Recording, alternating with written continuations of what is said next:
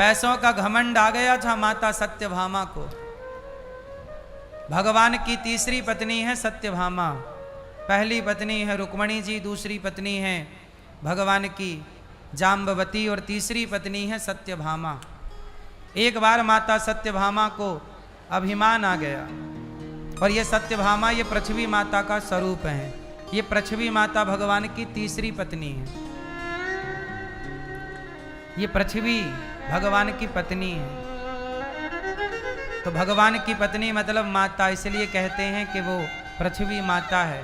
तो हम सब किसकी गोद में बैठे हैं? भगवान की पत्नी अर्थात अपनी माता की गोद में बैठे हैं। ये धरती माता है, ये भगवान की तीसरी नंबर की पत्नी है। माता सत्यभामा इनका नाम है। पृथ्वी ही सत्यभामा बन के प्रकट हुई, जिनसे प्रभु का विवाह हुआ। फिर क्या हुआ? एक बार माता पृथ्वी को अर्थात माता सत्यभामा को घमंड हो गया। अतः सत्यभामा भगवान की 16,108 पत्नियों में सबसे अमीर पत्नी सत्यभामा है।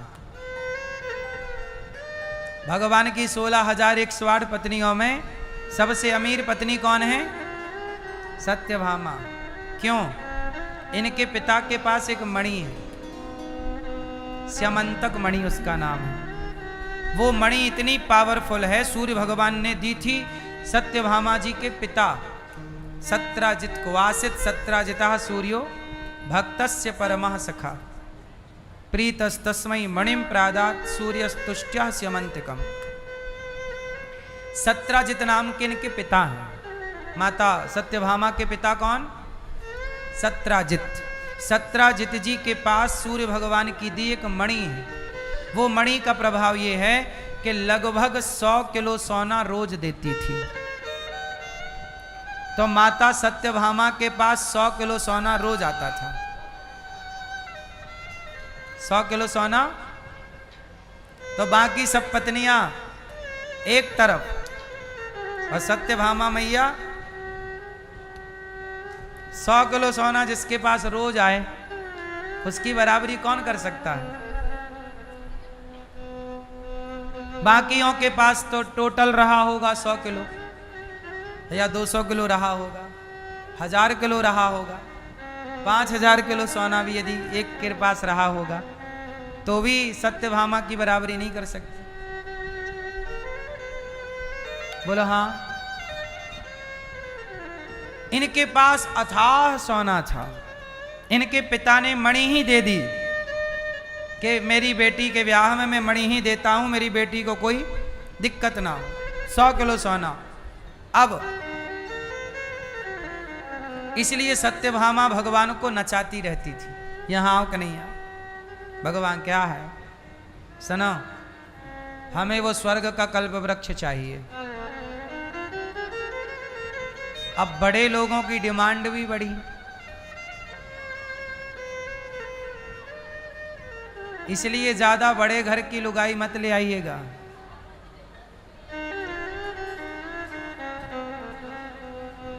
आपके लिए बोल रहा हूं।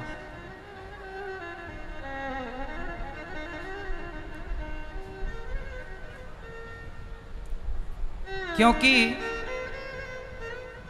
बड़े घर के लोगों के बड़े चोचले हैं। शास्त्र कहते हैं कि विवाह बराबरी के लोगों से करना चाहिए।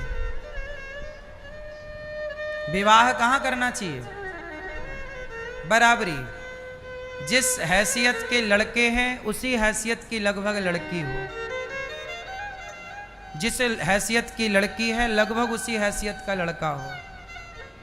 अब जैसे लड़का तो है बिल्कुल गरीब और लड़की आ जाए पैसे वाली, तो वो पति की तरह व्यवहार करेगी कि नौकर की तरह?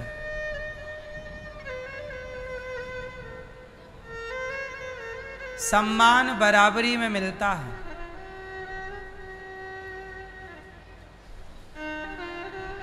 ट्रंप जो है, ट्रंप छोटे छोटे देश के प्रधानमंत्रियों से तो ट्रंप मिलते भी नहीं है।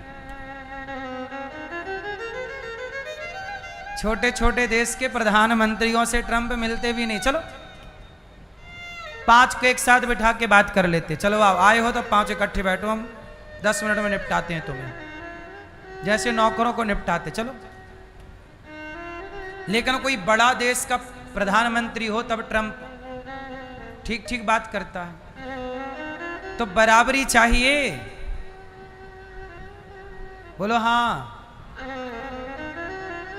बराबरी नहीं है तो ये पूरी दुनिया का हिसाब है, हम केवल एक का नहीं कह रहे हैं, सबका।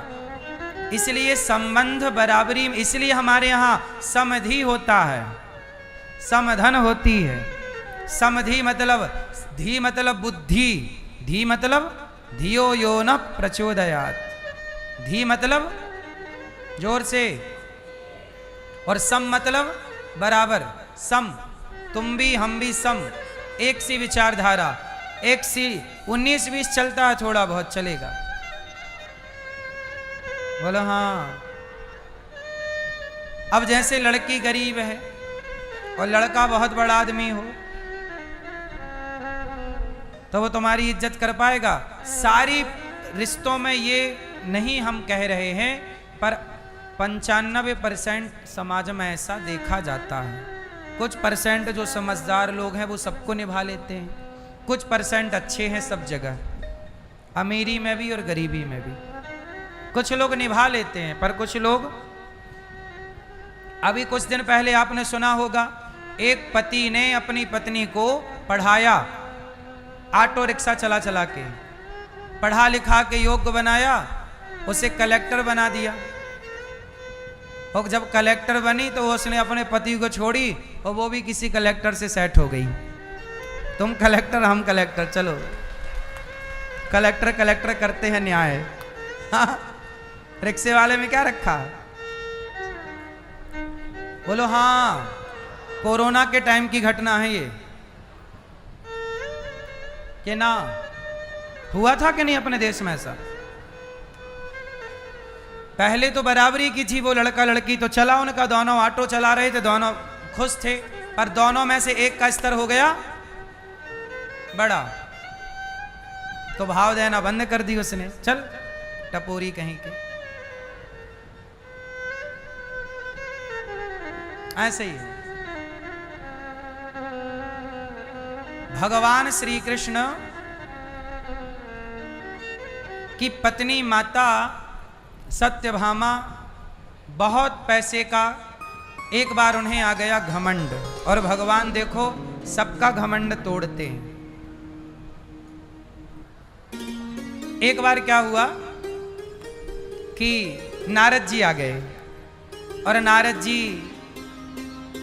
ने माता रुक्मणी जी से कहा कि रुक्मणी जी, कृष्ण को हमें दे दो। रुक्मणी जी बोली नहीं, मैं अपना पति कैसे दे दूं?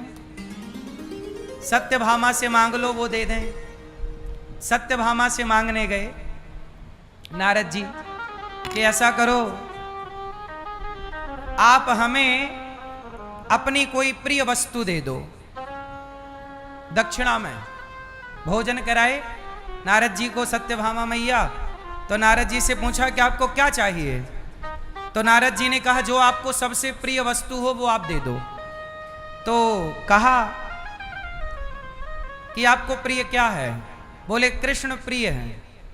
तो नारद जी ने कहा कृष्ण ही दे दो। सत्यभामा जी ने कहा अच्छा जाओ, हमने दिया। और जब दिया तो नारद जी ने बुलाया कन्हैया को, यहाँ ये पकड़ो हमारा कमंडल, अब आज से तुम हमारे चेला, अब जहां जहां हम जाएं हमारा कमंडल लेके चलो। अब भगवान ने पकड़ लिया कमंडल, और नारद जी जहां जाएं अब भगवान वहां। अब सत्यभामा बोली अरे मेरे पति को लेके कहां जा रहे हो नारद जी? नारद जी बोले आपने तो कहा कि मैंने पति दे दिया। अरे दे दिया का मतलब ये थोड़ी कि आप लेके भाग जाओगे। तो नारद जी ने बोला पर दे दिया का मतलब क्या हुआ? अरे ऐसा है कि आपका भी अधिकार है हमारे प्रभु में, भगवान में तो सबका अधिकार है, सब लोग अपना मानते हैं, ये हमारे भी हैं। जैसे हम 16,108 सब लोग ना अपना मान रही हैं, पर कोई लेके भाग छोड़ ही रहा है, आप तो लेके ही भागने लग गए। नारद जी बोले नहीं, हम तो एक जगह ठहरते नहीं है, अब हम जहां जहां जाएंगे हमारा चेला कमंडल पकड़ेगा, चलेगा। चलो अब तो लगी रोने सत्यभामा मैया, नहीं हमें ऐसा ना कहो, छोड़ के ना जाओ। हे नारद जी, अपराध हो गया, हम वापस लेते हैं अपने वचन। नारद जी बोले नहीं, हम वापस नहीं देते आपको, आपने दे दिया, हमने ले लिया, बस बात खत्म। सत्यभामा बोले नहीं नहीं नहीं, कुछ और ले लो इनके बदले, क्या दे सकती हो? सत्यभामा बोली आपको क्या चाहिए? जितनी दौलत चाहिए हम देंगे। नारद जी बोले अच्छा ठीक है, तो कृष्ण के वजन का सोना चाहिए। सत्यभामा के लिए सोना देना कौन सी बड़ी बात थी, उनकी तो खूब सोना था। तराजू बांधी गई,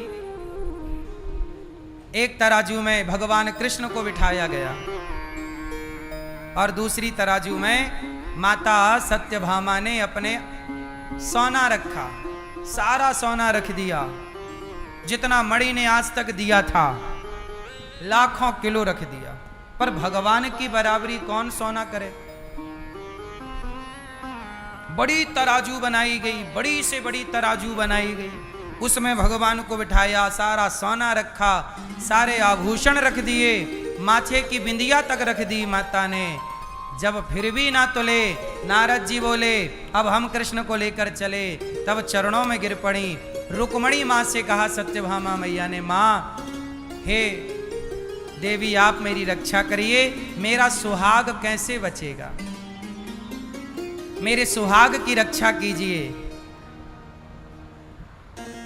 तब रुक्मणी मैया ने कहा ये लो तुलसी का पत्ता, और ये तुलसी का पत्ता ले लो और प्रभु से प्रार्थना करो कि प्रभु मैं आपकी दासी हूं, मैं कोई धन की मालकिन नहीं हूं। अभी तक आप धन की मालकिन हो, अभी तक आपने दासी भाव स्वीकार नहीं किया, प्रभु की शरण में आप गई नहीं, प्रभु को आप पदार्थ से खरीदना चाहती हो, भगवान को आप सोना चांदी से तौलना चाहती हो, वो किसी सोने चांदी से तुलने वाले नहीं, पर प्रेम में बिक जाते हैं। ये तुलसी के पत्ते से तुल सकते हैं भगवान, पर करोड़ों की संपदा से नहीं तुल सकते भगवान।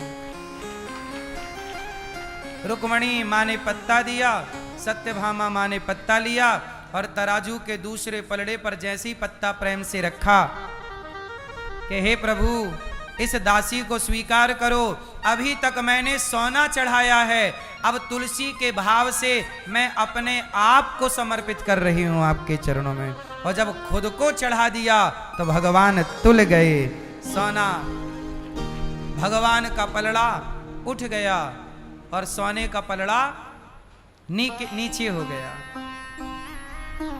और इसी के साथ मां सत्यभामा मैया का अभिमान टूट गया।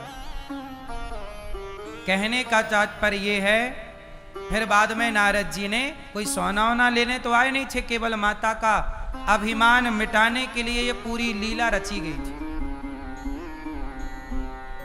तब से तुलादान स्टार्ट हो गया कि लोग अपने बच्चों के तुलादान करते हैं, पत्नी का, पति का, सबको अपना तुलादान करना चाहिए। अपने वजन का चारा, भूसा, गुड़, खली, चोकर वजन का तौल के और गैया को खिलाने से सारा दोष नष्ट हो जाता है जीवन का। तुलादान की भी महिमा है। तो भगवान किसके भूखे हैं? प्रेम के, वो भाव के। भगवान कोई घमंड से कहे जी मैंने कर लिया, नहीं। पैसा कितना है आपके पास, उस पैसे से ना मिलेंगे, लेकिन पत्रम पुष्पम फलम तोयम यो में भक्त्या प्रयच्छति। यदि प्रेम से वो पत्ता भी चढ़ा दिया जाए प्रभु को तो भगवान उसमें भी बिक जाते हैं, कोई खरीदने वाला तो हो।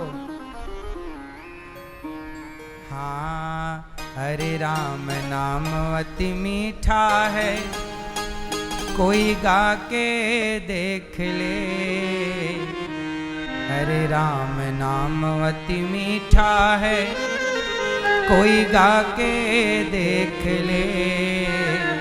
आ जाते हैं राम कोई बुला के देख ले।